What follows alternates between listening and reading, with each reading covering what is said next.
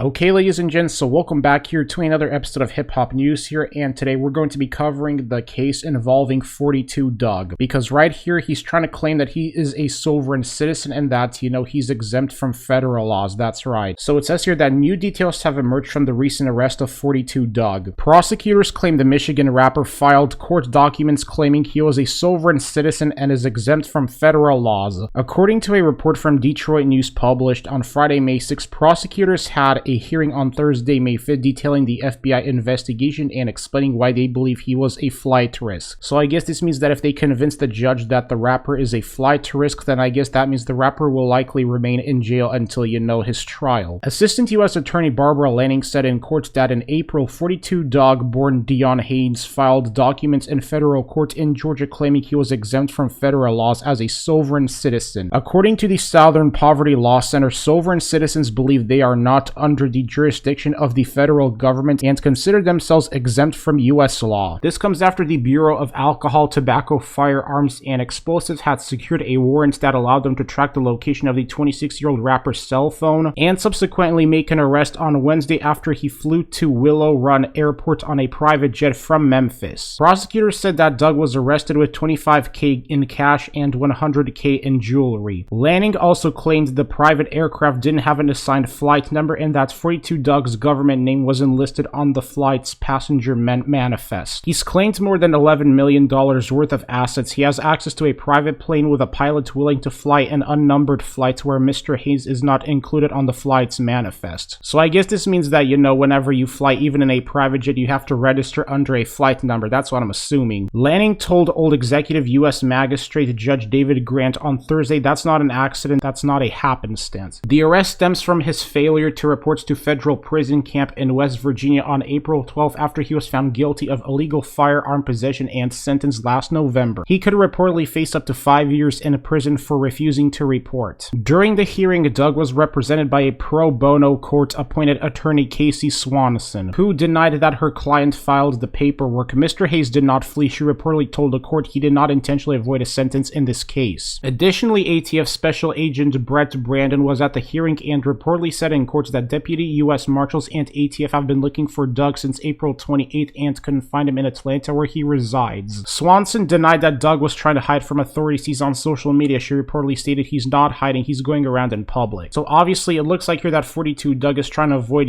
being prosecuted and having to face the legal consequences for what he allegedly, is accused of doing. During the hearing, according to Detroit News, Agent Brandon alluded that more arrests could follow regarding Dugg's apprehension when a judge questioned whether investigators reached out to the rapper's family to determine his whereabouts. Brandon reportedly replied, "We would have reached out to his family and I don't want to get into it further on the record, but there's other criminal matters pending that we are investigating." The hearing concluded with 42 Dugg being held in custody for extradition to Georgia to face the new criminal charge for failing to surrender. Then he'll be sent to prison camp. So this looks like a very bizarre case involving a rapper, and I think this is the first time where, I read that some rapper tried to, make basically, try and fool authorities into thinking he was exempt from federal laws. But it's like the way how I see it, since he was born in the US in Michigan, then that means that, I don't think he's exempt from, facing the music if he, gets found guilty of a crime. So obviously this is another case here involving a rapper, trying to avoid basically legal consequences here. So that's a pretty bizarre thing I read here, but hey, let me know what your thoughts are on it in the comment section below. Like, comment, subscribe, and peace.